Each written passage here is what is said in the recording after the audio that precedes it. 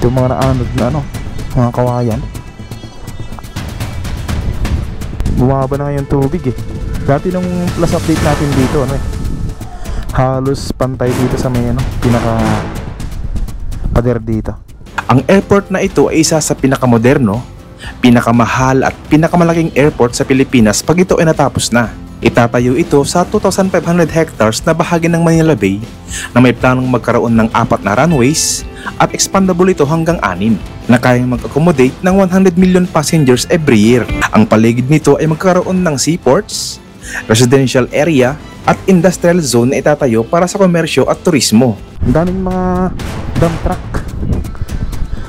dun sa may dulo, malapit sa may kabilang ano, sa may Manila Bay. Yan.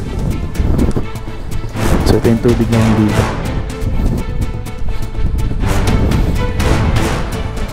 Ayan siya. Tapos ilalagay dito. Meron na pala to semento. At ng backhoe nila, may mga backhoe dyan na. Meron din sa may Tawiran Bridge, meron din dito. Kalat-kalat yan eh. Ang ginagawa ng backhoe, nagdadali sa may gitna, hinuhukay, tapos yung mga nahuhukay dito, tinatambak sa taas. Yan, so bali mataas din yan. Yung nakikita nyo sa drone na pinaka-rip-rap niya, siguro abot siya ng mga 4 meters pataas yung taas niya.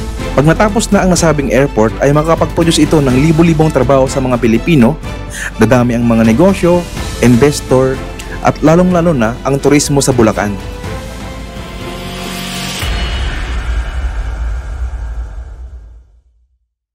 Good afternoon guys, ito tayo ngayon sa may arko o boundary ng Taliptip, Bulacan. Medyo mahangin.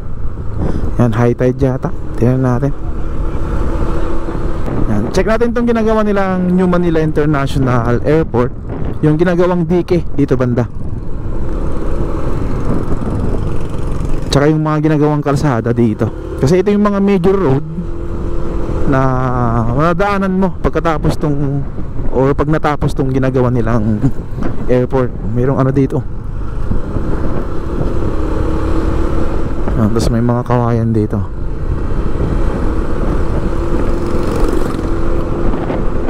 Yan, ito yung tapos ng ano dito, rehabilitation ng kalsada. Yan, taas na. Ito dati yung mga binabaha, lalo na pag may high tide. Yan, ngayon wala na. Tsaka hanap buhay din yung dati ng mga ano eh, taga dyan, yung mga taas na mga bike, mga kulong-kulong. Hanap buhay nila yan dati. Ngayon ay wala na. Ang daming mga birds dito eh. Yan o, ang dami. Mukhang mag-umpisa sila dito banda sa may malapit sa airport. Kasi habang wala pang mga buhangin na itatambak dyan sa airport, ay siguro yung gagawin nila muna yung mga ano dito, yung mga dredging sa mga ilog dyan. Kasi kita natin yung improvement eh, yung mga ginagawa nilang dredging dyan, na hindi na tumataas yung tubig dito kahit may high tide siya. Nung last update natin, high tide yun eh, hindi na inabot tong kalsada. Yan. Tsaka kabi-kabilaan din yung ginagawa nilang ano dito, yung paggawa ng mga dike. Kasi yun yung pinaka flood control mo, lalo na pag may mga bagyo. Yan, yun yung sasangga ng mga tubig galing sa dagat pag malakas yung ulan. Yan, dito banda, tingnan natin dito kung pwedeng daanan. May mga parting ano dito, malapit ka sa coastal area, yung mismong pinakadagat na.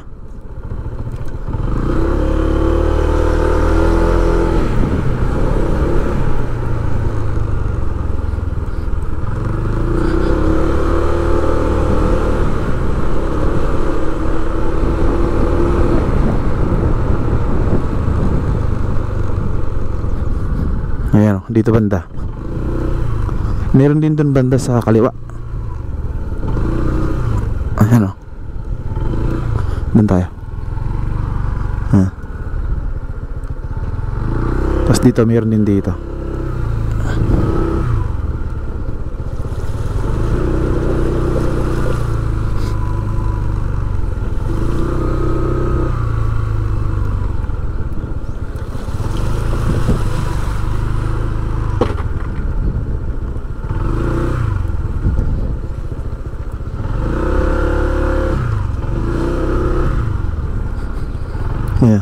Hindi pwedeng daanan, high tide siya.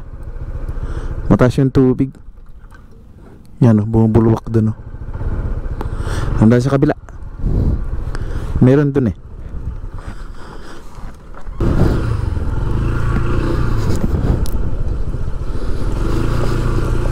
Nandun tayo sa may covered court. Kaya na rin dun. Tapos pasadaan natin yung ginagawa nilang airport. Kung kumusta pag ganito na medyo tagulan na. Tingnan natin.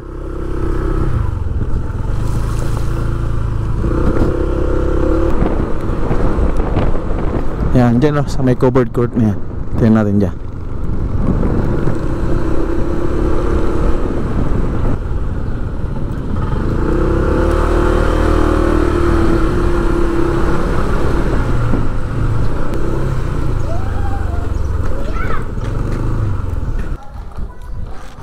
Yan, nasa ano tayo ngayon? Sa may bandang covered court. Yan, oh, dito yung ano, yung mga bahay na nasira ng nakarang bagyo. Ganyan na siya. Di ba? Meron tong bata oh. Ito mga naanod na ano, mga kawayan.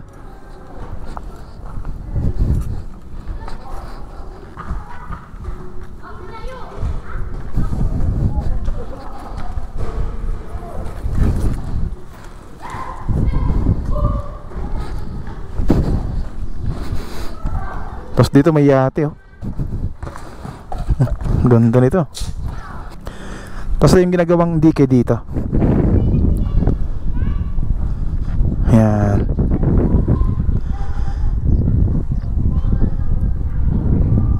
Bumaba na ngayon tubig eh. Dati nung plus update natin dito ano eh, halos pantay dito sa may ano, pinaka pader dito. Yan siya, tayong basura oh. Yan, hanggang dito yung tubig nun eh, pagpunta natin dito. Tapos kanina napansin natin sa drone, merong mga mangilan-ngilan dyan na mga gamit nila. May nakita tayong ano dyan eh, vertical drains sa may gitna. Yan, meron siyang crane sa gitna, dalawa lang yata yun o tatlo. Tapos may mga truck dyan eh, nakita natin sa drone. Ang daming mga dump truck dun sa may dulo, malapit sa may kabilang ano, sa may Manila Bay.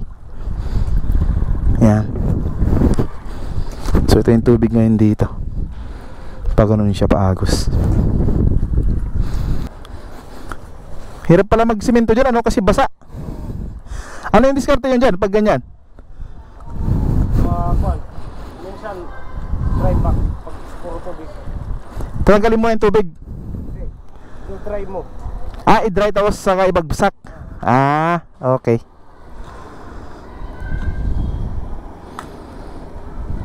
Sige, din lang kaya. Ito yung simento na dito, hinahalo.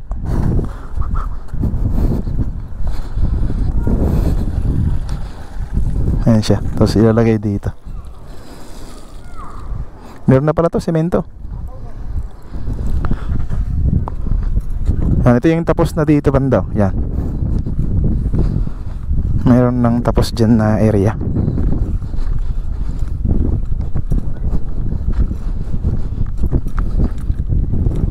Na ito. Parang bumigay na nga itong ano dito. Hinatapos na. Yan o. O ganyan lang yung style nila. Ayan siya.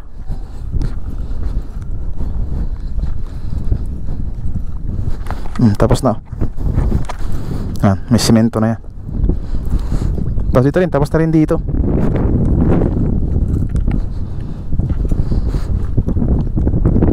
So malapit na tayo dito sa may ginagawa nilang airport. Siguro nasa 300 meters to 400.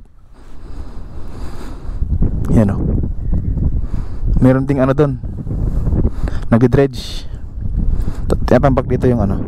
Lahat ng backhoe nila, may mga backhoe dyan na. Meron din sa may Tawiran Bridge, meron din dito. Kalat-kalat yan eh. Ang ginagawa ng backhoe, nag-dredge sa may gitna, hinuhukay. Tapos yung mga nahuhukay dito, tinatambak sa taas para magkaroon siya ng parang dike. Saka naman siya gagawin na parang lagyan ng semento. Yun o, yung mga crane doon o, 3 nga yan. Tapos sa may dulo niya, maraming nakita natin sa drone kanina. Ang daming dump truck doon na ano, na naghahakot. Di ko lang alam kung may ginagawa sila doon, na doon banda sa pinakadulo. Parang meron silang inahakot eh. So bali next year pa to magre-resume yung reclamation ulit. Siguro yung mga dump truck dyan ay yun yung tapos na kasing na-reclaim eh. So nag-umpisa na silang kumbaga pinapatag na siguro, inaayos na yung pinaka-platform niya para ready na siya. Okay rin yung ganyan eh, na nakatiwangwang lang muna kasi merong yan, merong certain time o panahon para siya, masiksik yung yung mga buhangin dyan na o lupa na tambak dyan para mag-settled mismo yung pinakalupa na, para pagka okay na siya pwede nang tayuan ng mga mga establishment o mga building. Yan naman yung process niyan. Dredging, tapos vertical drains, and then dynamic compaction, tapos revetment construction, yung paglalagay ng sa gilid, mga riprap. Yan, so bali mataas din yan. Yung nakikita nyo sa drone na pinaka riprap nya, siguro abot siya ng mga 4 meters pataas, yung taas niyan, yung pinaka riprap nya. Kasi yung na-reclaim na ay nasa 1,800 to 900 pa lang eh. So meron pang 600 na kailangan pa nilang i-reclaim doon banda sa may bandang Nabotas, Malabon dito. So yun yung mag-resume sa 2026. So yung mga nakita natin dyan ng mga construction o yung mga dump truck dyan, siguro yan yung parang pinaka-finalizing ng gagawin nila bago tayuan ng mga building o mga establishment dyan sa may ginagawa nilang airport. Yan, kasi once na matapos tong airport na to, maraming mga may kinabang ng mga kababayan natin. Hindi lang dito sa malapit sa Bulacan, diyan din sa banda sa may Nabotas, yan, Malabon, marami ring mga kinabang dito. Kasi malamang mga libo mahigit yung kailangan nila yung mga tauhan dyan.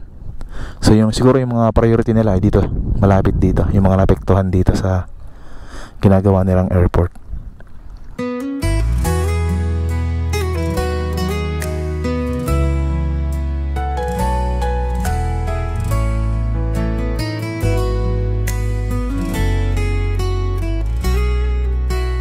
Bago ang nakita mo, mga tulay na nagdudugtong ng mundo,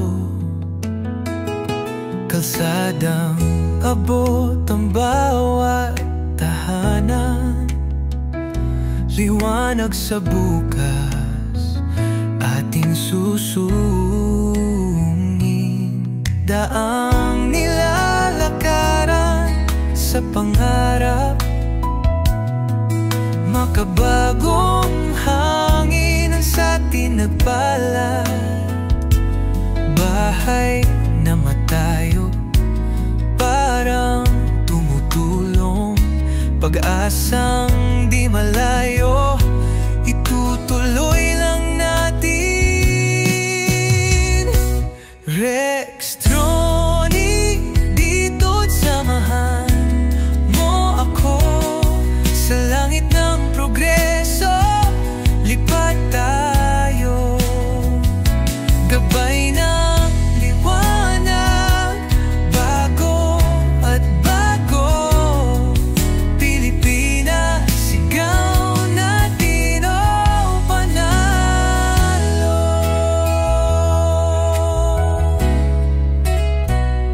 Hanggang saan abutin ang ating tanaw, kung may bayani, kamay na gumalaw,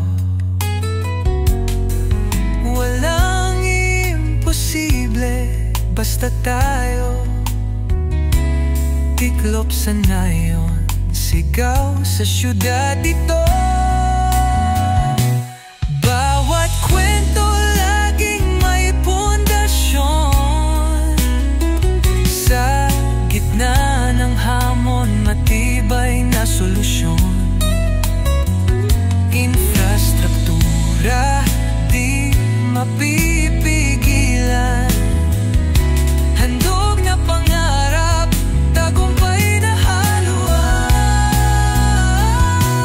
Rex Droni, dito't samahan mo ako sa langit ng progreso. Lipad tayo, gabay ng liwanag, bago at bago. Pilipinas, sigaw natin o panalo.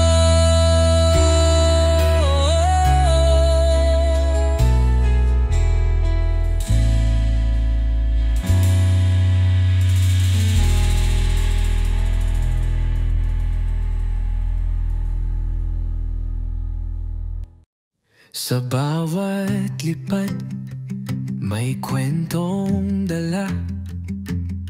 Mga daan at tulay nakahanga-hanga, tinatawid ang kinabukasan ng bansa. Gawa ng bayan para sa bawat isa. Lipad ng pangarap, tanaw ang liwanag. Sa kabila ng hamon tayo'y naglalakad. Mula sa himpapawid, tanaw ang ganda. Bawat infrastruktura ng ating bansa. Ang ilog, tulay at mga kalsada, kulay ng pag-angat sa bawat kalsada. Matatag na pundasyon ng bagong bukas, pag-unlad na gabay ng ating landas. Lipad ng pangarap, tanaw ang liwanag. Sa kabila ng hamon tayo'y naglalakad. Mula sa himpapawid, tanaw ang ganda. Bawat infrastruktura ng ating bansa.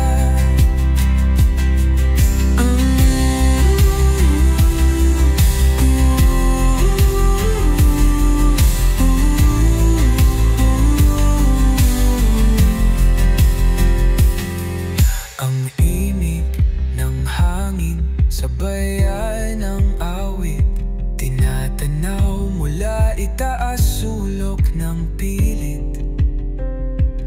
Liparin ang mundo, kulayan ng saya. Pinoy na gawa naman sa diwata. Lipad ng pangarap, tanaw ang liwanag. Sa kabila ng hamon tayo'y naglalakad. Mula sa himpapawid, tanaw ang ganda. Bawat infrastruktura ng ating bansa.